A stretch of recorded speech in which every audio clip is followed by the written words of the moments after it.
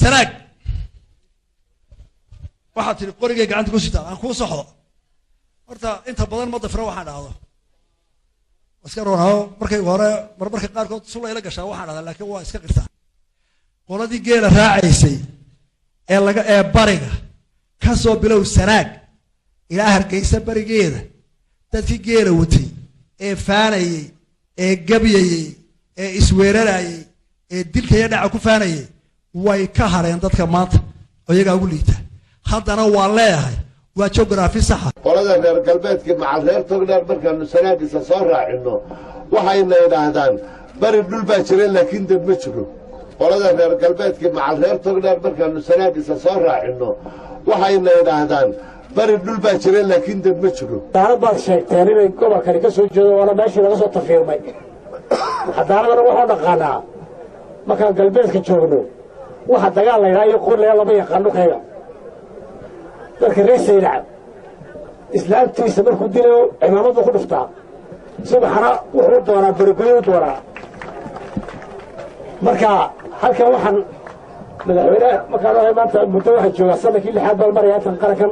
madaxweyne ku-xigeenka ahaa riboodka ay noo keenaan ciidamada taliyaha ciidanka boolisku keeno ee gobollada ga warbixinayo markaas saa u furayo mar walba ceergabo tolo maxaa maanta ka dhacay baan dhahaa sababtoo ah dil kastoo jira maalin haddii la waayo maalinta laba ceergabo ku jirtaa dee xadaaradaas isma qabato ninka carig wuxuu nuuro iyo arko markaasuu arkay ninku saa ninka madow u arkay in kaan hada nuuro kufee dulaama ku buuri yaa ilbixiinu hadduu sida yahay maalin walbana dhib iyo dagaal ay jirto maalin walba dil ka dhacayo deegaanadiinii sharaf meeshaa taalla ma jiro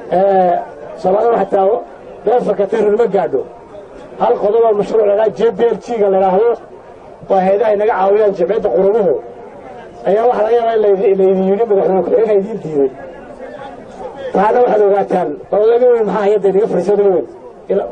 iyadu ka saar yarka hayadda dhulkana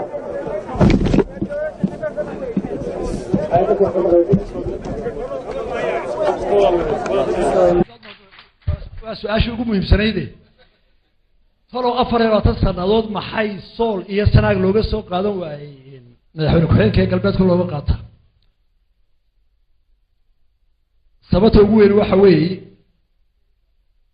sool iyo sanaag deegaankoodu waxay tabanayaanba